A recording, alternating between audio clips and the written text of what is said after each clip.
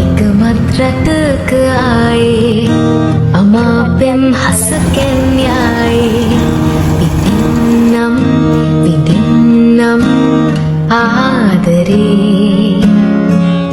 Hello guys, welcome back to my YouTube channel. ඉතින් මේ බබත් අතේ අද හස්බන්ඩ්ලාගේ වෙල් වල ගොයන් කපනවා. මම ඊට කලින් ඇත්තටම දැකලා නැහැ. ෆස්ට් ටයිම් තමයි මේ මම ගොයන් කපනවා මේ මෙහෙම දැකලා තියෙන්නේ. ඇත්තටම මෙහෙම අපි හිත එහෙම අපේ පැති වල මෙහෙම නැහැ. ඉතින් ඒ හින්දා මේ මාර්ම මිනිස්සු ගොඩක් එකමුතු වෙලා මේ ගොයන් කපනවා. එක කට්ටියගේ කපලා ඉවර වෙලා තමයි තවත් කට්ටියගේ කපන්නේ. එතකොට ලියදු කියලා කියන්නේ මම දන්නේ නැහැ. ලියද්ද මාළු විදිහට මම ගොයන් කපන්නේ මැෂින් එකෙන්. එතකොට යාලා කපලා ඉවරලා මැෂින් එකට ඒක එකතු වුණාට පස්සේ යාලා අදාළ කිනාගේ වී ටික පොරවල වලට දා ගන්නවා. ඉතින් බලන් ඉන්නත් ආසයි.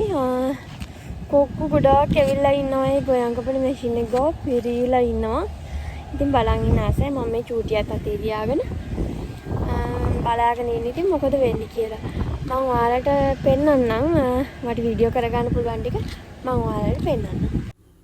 හරි, ඉතින් මේ හස්බන්ඩ්ලාගේ පැත්තේ වී වපුරන්නේ මාස 3ට එහෙම කියලා තමයි යාලා කියන්නේ. ඉතින් අද ගොයන් කපන දවස.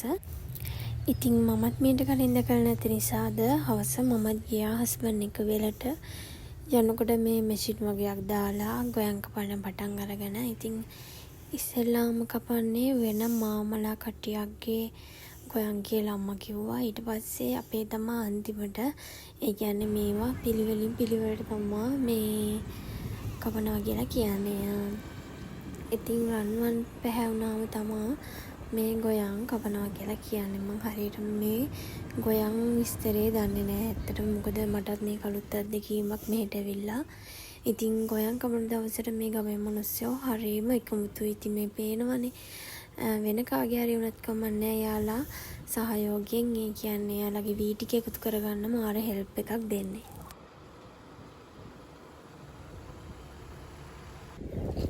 ඉතින් මේ ගොයන් හිටවන්න ගොයන් කපන්න ඒවට පොරේ දාන්න ඉතින් ලොකු මහන්සියක් වෙනවා ඇත්තටම හිතනවා අපේ මේ කන බත් කටක් ගානේ සමහර මිනිස්සු ගොඩාක් වෙලාවට ගොඩාක් දේවල් අහක දානවා.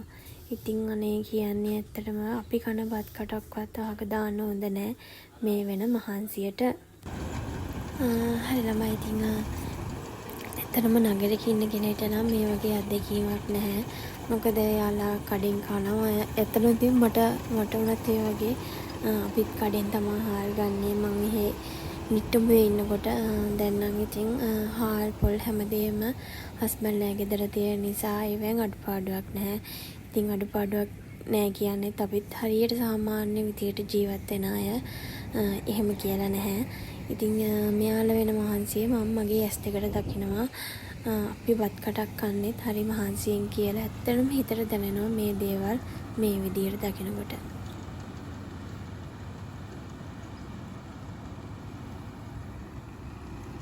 ඉතින් මේ රත්තරන් පාට තියෙන මේ වී ගහ මේ වී කරල් මේ විදියට ගන්න මිනිස්සු කොච්චර දුක් විඳිනවද. පොඩි ගහේ ඉඳන් ලොකු ගහ වෙනකන් මේ විදිහට ගන්න මේ ගොයන් කපන විදිහට ගන්න කොච්චර මහන්සි වෙනවද නේද. අපි හිතන තරම් මේකත් ලේසි නෑ. ඉතින් ඇත්තටම මම මේ දේවල් දකින්නෙත් මේ ගමට ආවට පස්සේ.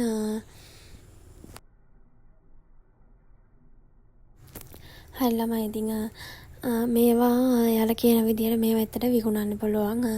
ටිකක් කන්න තියාගෙන අනිත් කන්නේ එනකන් අපිට මුදල් අවශ්‍ය වූ වෙලාවට මේවා විකුණන්න පුළුවන්. ඉතින් ටිකක් අපිට කැමර තියාගන්නවා ටිකක් විකුණනවා. ඉතින් මේ විදිහට තමයි මේ ගොයන් කපලා ඒ විදිහට ඒ ගොයන් වලට කරන්නේ.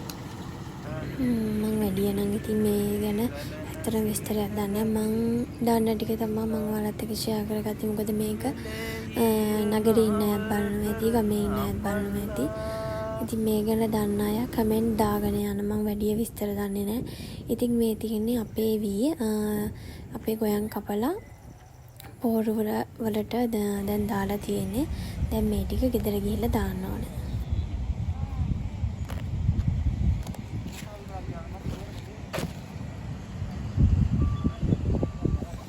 ඉතින් මේ වීඩියෝ එක අරගෙන ආවේ දැකලා නැති කෙනෙක්ට, නගරයක ඉන්න කෙනෙක්ට, ඉතින් බලන්න ආසයි ඉන්නවා, ගමක ලස්සන සුන්දරත්වය දකින්න ආසයි ඉන්නවා. ඉතින් ඒ ආරට තමයි මම මේ වීඩියෝ එක අරගෙන ආවේ. ඉතින් මමත් මේ සම්බන්ධ ගොඩක් දේවල් දන්නේ නැහැ. ඉතින් ගමක ජීවිතේ හරිම ලස්සනයි, සුන්දරයි. ඉතින් ආයෙත් දවසක අලුත් vlog එකක් අරගෙන එනකන් සතුටින් පරිස්සමින් ඉන්න.